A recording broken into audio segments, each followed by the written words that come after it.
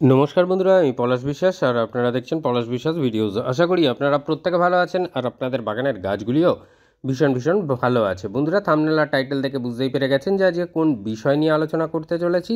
হ্যাঁ বন্ধুরা, গন্ধরাজ ফুল গাছ। এই গন্ধরাজ ফুল গাছ টবেতে প্রচুর পরিমাণে ফুল পেতে গেলে কোন পরিচর্যা করতে হবে, কিভাবে গাছের কেয়ার করতে হবে, সবটাই আজকের ভিডিওতে ডিটেলসে স্টেপ বাই স্টেপ বলে দেবো। মাটিতে খাবার দেওয়া শুরু করে যে মিক্সড খাবার মাটিতে কোন কোনগুলো দেবেন, মাটিতে খাবার দেওয়ার কতদিন পর থেকে তরল সার কী কী প্রয়োগ করতে হবে এবং গাছের পাতায় কোন খাবার প্রয়োগ করতে হবে, সবটাই থাকছে আজকের ডিটেলসে ভিডিওতে। এই গন্ধরাজ ফুল গাছের প্রাথমিক যে কেয়ারটা সেটা প্রথম বলে দিচ্ছি, যে ফুল সানলাইটে গাছ থাকবে আর গাছেতে যেই আমি যেরকম আগাছা সাফ করছি এই রকম আগাছাগুলোকে সাফ করে দিতে হবে। অর্থাৎ কোনো ধরনের আগাছা টবের মিডিয়াতে জন্মাতে দেওয়া যাবে না, তাহলে তারাই খাবার খেয়ে বংশ বিস্তার করে ফেলবে, আপনার গাছ কিন্তু কোনো খাবারই পাবে না। তো দেখুন গাছে কুঁড়ি এসে গেছে। তো এইভাবে অনেক সময় দেখা যায় যে কুঁড়িগুলো হলুদ হয়ে ঝরে পড়ে।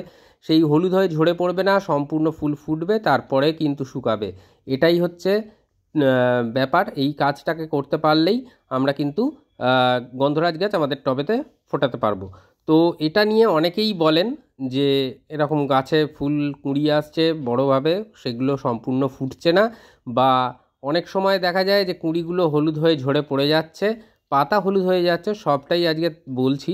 তার আগে যেটা বলে দিই, মিডিয়াটা দেখুন, টবের মাটি হাত দিয়েই এরম চাপ দিলে খুঁড়ে যাচ্ছে, তার মানে কতটা উচ্চ জল নিকাশিযুক্ত মাটি এবং ঝুরঝুরে মাটি হয়েছে, যেটা গন্ধরাজ গাছ কিন্তু পছন্দ করে। তো এই খুঁড়ছি এই কারণেই, কারণ এখানে খাবারটা প্রদান করব।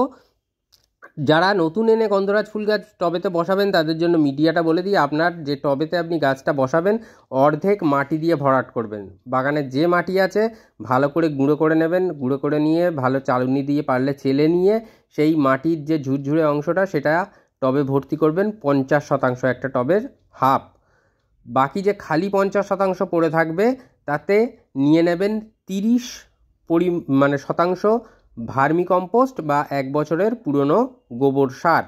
তাহলে একটা টবের কিন্তু 80% ভরে গেল, ফাঁকা পড়ে রইল 20%। 20%র মধ্যে 10% নিতে হবে কোকোপিট বা ধানের চিটে, এবং 10% নিতে হবে লাল মোটা দানার বিল্ডিং কনস্ট্রাকশনের বালি। তো সাদা বালি বা নদীর বালি যারা পাবেন তারা ব্যবহার করতে পারেন, কোনো সমস্যা নেই। কিন্তু ম্যাক্সিমাম ক্ষেত্রে দেখা যায় যে সাদা বালি বা হর্টিকালচার স্যান্ড যেটাকে বলে নদীর বালি, সেটা পাই না, সেই জন্যই বা বিল্ডিং কনস্ট্রাকশনের এই বালিটাকে ব্যবহার করতে হয়। তো ভালো করে ধুয়ে নেবেন 3 থেকে 4 বার, যাতে নোনা অংশটা ধুয়ে বেরিয়ে যায় বালি থেকে।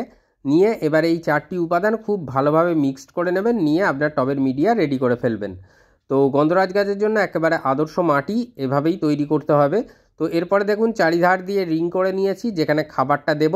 অনেকে চাপান সার বলতে পারেন, যে যেভাবে চাপান সার দেওয়া হয়, মানে এরকম খালা করে নিয়ে সেখানে খাবারটা প্রদান করব, প্রদান করে মাটি চাপা দিয়ে দেব, দিয়ে জল দেব। টবের মিডিয়ায় যে সলিড খাবার বা মিক্সড খাবার যেটাই বলি না কেন সেটা কিন্তু দেওয়া কমপ্লিট হয়ে যাবে। তো কি কি খাদ্য উপাদান নিচ্ছি 10 বা 12 ইঞ্চি টবের জন্য দেখে নিই। এটা সিঙ্গেল সুপার ফসফেট 1 টেবিল চামচ পরিমাণে নিতে হবে আপনাদেরকে। এর পাশাপাশি যেটা নিতে হবে পটাশ। এখানে আমি লাল পটাশ ব্যবহার করেছি, চাইলে আপনারা অর্গ্যানিক পটাশ ব্যবহার করতে পারেন বা সালফেট অফ পটাশ ব্যবহার করতে পারেন, যেটা খুশি 1 টেবিল চামচ নিতে হবে। এটা যেটা দেখছেন হাফ টেবিল চামচ আছে ম্যাগনেসিয়াম সালফেট বা এপসাম সল্ট। এই গন্ধরাজ গাছে ম্যাগনেসিয়ামের ঘাটতি কিন্তু বিশেষ করে দেখা যায়, যার ফলে পাতা ও কুঁড়িগুলো হলুদ হয়ে ঝরে পড়ে। তা হাফ টেবিল চামচ নিতে হবে। যেটা দেখলেন নিমখোল, 1 টেবিল চামচ পরিমাণে নিমখোল নিতে হবে। এখানে হাড় গুঁড়ো বা বোন ডাস্ট রয়েছে, এটা রয়েছে শিংকুচি বা হর্নমিল, দুটোই কিন্তু 1 টেবিল চামচ করে নিতে হবে 10 বা 12 ইঞ্চি টবের জন্য। আর এখানে যেটা দেখছেন এটা জিআর দানা, এটা 1 চা চামচ নিতে হবে, বা আইসক্রিম চামচের, আইসক্রিমের সাথে যে চামচটা দেয় প্লাস্টিকের চামচ, ওই চামচের 1 চা চামচ, মানে ওই 1 চামচ নিতে হবে এই জিআর দানা। এর মধ্যে অনুখাদ্য রয়েছে, মাইক্রোনিউট্রিয়েন্টের ঘাটতি পূরণ করবে।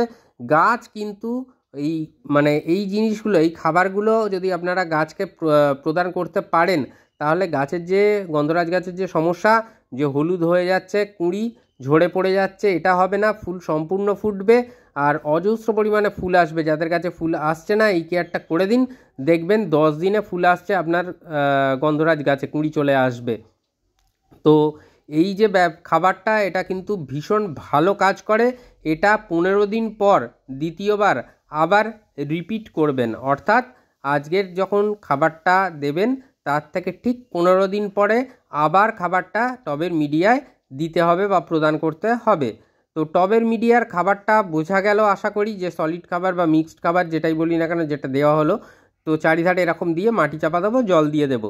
তো এই হচ্ছে টবের মিডিয়ায় দিতে হবে। যেদিন টবের মিডিয়ায় এই মিক্সড খাবার প্রদান করলেন, যেদিন টবের মিডিয়ায় এই মিক্সড খাবারটা দেওয়া হলো তার থেকে ঠিক 3 দিন বা 4 দিন পরে আপনারা বাদাম খোলের জল কিন্তু এই মিডিয়ায় দিয়ে দেবেন এবং সেটা সপ্তাহে একবার করে রিপিট করে যাবেন। তাহলে দেখবেন যে কোনো ধরনের সমস্যা আপনার গাছের থাকছে না। সেটা পাতা ঝরে পড়া বলুক, পাতা হলুদ হয়ে যাওয়া বলুন, বা কুঁড়ি হলুদ হয়ে ঝরে পড়া, এই সমস্যাগুলো কিন্তু একদম থাকবে না যদি বাদাম খোলের জল দেন। যারা বাদাম খোল পাবেন না, সরিষার খোলের জল যারা ব্যবহার করেন তাদেরকে বলবো, যদি 1 কাপ সরিষার খোলের জল নেন তো সেই কাপের সমান পরিমাণে মানে সেই কাপ, যে কাপে সরিষার খোল পচা জল নিয়েছেন সেই কাপের 3 কাপ সাধারণ জল নিতে হবে। মিক্সড করবেন ওই 1 কাপ সরিষার খোলের জলের সাথে 3 কাপ সাধারণ জল মিক্সড করে সেটা থেকে 250 থেকে 300 ml করে দেবেন 10 দিনের ব্যবধানে। তাহলে বুঝতে পারলেন, বাদাম খোল সপ্তাহে একবার করে যারা ব্যবহার করবেন বাদাম খোলের জল, আর যারা সরিষার খোলের জল ব্যবহার করবেন 10 দিনের ব্যবধানে প্রদান করবেন। তো টবের মিডিয়ায় এই লিকুইড খাবারটা দেওয়া তো কমপ্লিট হলো। তারপরেও যদি দেখা যায় যে যাদের গাছে ফুল আসছে না, আরেকটা তরল দিতে হবে। তার আগে বলে দিই, দেখুন এখানে খাবার দিলাম, দেওয়ার পর জল দিয়ে মাটি চাপা দিয়েছি, দিয়ে কিন্তু ভার্মি কম্পোস্ট দিচ্ছি যাতে শিকড়টাকে ঠান্ডা রাখে, মাটিটাকে ঠান্ডা রাখে এই উত্তপ্ত আবহাওয়ার হাত থেকে, এবং পাশাপাশি গাছকে নিউট্রিশনও প্রদান করবে এই ভার্মি কম্পোস্ট। যাদের কাছে 1 বছরের পুরনো গোবর সার আছে তারা এই একইভাবে মাটির ওপরে এইভাবে লেয়ারটা করে দেবেন। তো দেখবেন তাতে ভীষণ ভালো কাজ করবে। এবং সবচেয়ে বড় কথা, টবে গাছের যে শিকড়, সেই শিকড়ের যে সুস্থতা সেটা কিন্তু বজায় থাকবে। তাহলে বুঝতে পারছেন যেটা করতে হবে। তো সরিষার খোল পচা জল বা বাদাম খোলের জল যেভাবে দেবেন। আর যেদিন এই বাদাম খোলের জল বা সরিষার খোলের জল দিচ্ছেন তার থেকে ঠিক 2 দিন পরে আপনারা কিন্তু যে তরলটা বলবো, কলার খোসা এবং পেঁয়াজের খোসা একত্রে ভেজাবেন। ভিজিয়ে সেই যে তরলটা বের হবে তার সাথে সমপরিমাণে সাধারণ জল মিশিয়ে টবের মিডিয়াতে 300 ml করে দিতে থাকবেন। এটা সপ্তাহে একবার করে এই তরলটা আপনারা প্রদান করতে পারেন।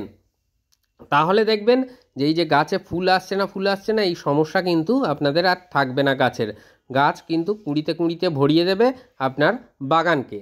তো এরপরে যে কাজটা করতে হবে সেটা হচ্ছে টবের মিডিয়াটাকে মাঝে মাঝে একটু খুঁচিয়ে দেবেন যাতে করে টবের মাটিটা হার্ড না হয়ে যায়।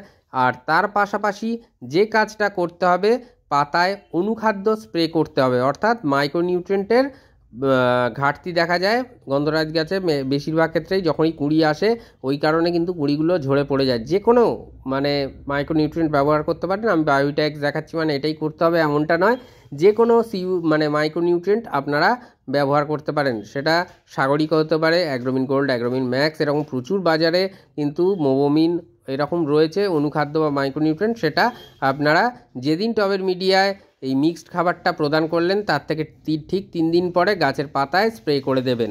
আর যে কোনো খাবার সকালের দিকে দেওয়ার চেষ্টা করবেন, আর যে কোনো কীটনাশক সবসময় সন্ধ্যের দিকে দেওয়ার চেষ্টা করবেন, তাহলে ভালো রেজাল্ট পাওয়া যায়।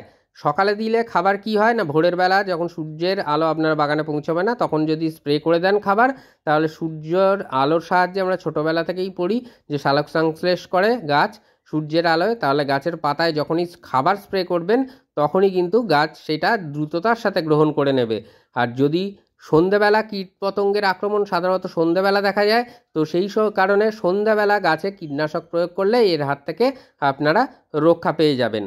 তো জবা গাছের এই গন্ধরাজ গাছের সবচেয়ে যে বড় বিষয়টা সেটা হচ্ছে লেদা পোকার আক্রমণ ঘটে। তো সেক্ষেত্রে প্রোফেক্স সুপার বা প্রোফেনফস সাইফারমেথ্রিন এই কম্পোজিশনের কীটনাশক আপনারা 10 দিনের ব্যবধানে, বা যে কোনো কীটনাশক 10 দিনের ব্যবধানে 2 রকমের ঘুরিয়ে ফিরিয়ে ব্যবহার করবেন। গাছে কিন্তু কোনো ধরনের পোকামাকড়ের আক্রমণ হবে না, গাছ সুস্থ থাকবে।